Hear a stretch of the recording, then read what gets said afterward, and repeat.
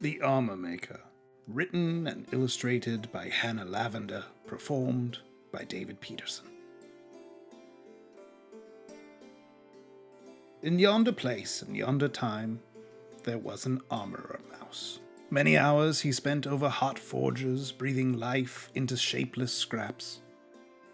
His armor was the gear of kings and knights. In waking hours, he was consumed with his work. Every piece was carefully considered and crafted. His paws were calloused and burnt by the hot metal he worked, and the passion he put into his pieces inspired many mice to believe his steel stronger and lighter than any other. In the crafting of these works, he'd daydream of the heroes who would next don them, and the glory they'd attain. The mouse could see in any ordinary piece of metal a second skin belonging to a noble and heroic mouse, mice that would go on to do great things for all mice as they vanquished dreaded foes. Sometimes he even dared to dream that he was a knight victorious in battle. But he knew he was just a simple armorsmith. He thought his dreams foolish, for the armorsmith was certainly no knight. And so, at times, the young mouse could be observed near his forge, practicing with helm and greaves and gauntlet to his measurements to satisfy this fantasy. One of those times, quite by surprise, an old mouse knocked at his door. The armorsmith offered his paw, saying, "My apologies, sir. I didn't see you there. How can I be of service?" "Quite all right. I see you are the smithy in this town. I come from 2 days east.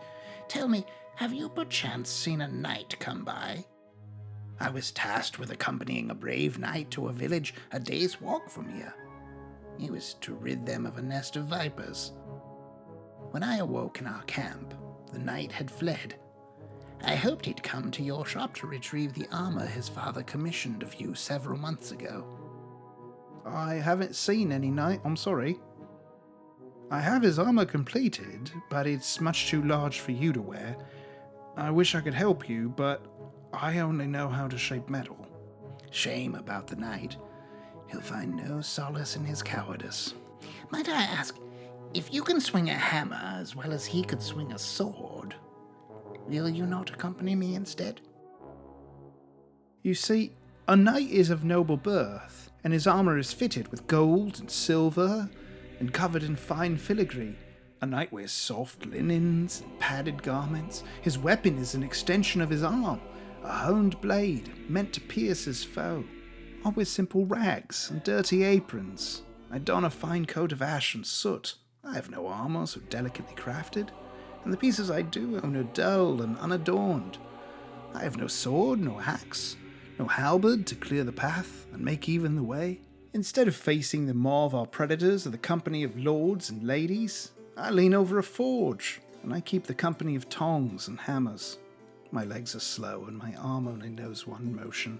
How am I to parry and thrust? How am I supposed to defeat any manner of beast? I am no knight. But I see you already have all that it takes to be one." The old mouse then stooped down to pick up the armorer's many rehearsal pieces that cluttered the shop floor. "You don't fit into the knight's armor, but you fit into your practice pieces. Your armor may not be gilded and etched in fine detail, but the two suits are made of the same metal. Your flesh is scarred, and your fur singed with the toils of your craft. You're the passion for hard work, with a weapon in paw.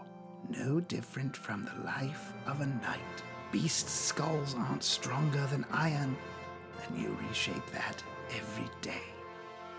With the courage of his daydreams lifting his spirit, the armorer equipped himself in his odd discarded pieces and decided to close his shop.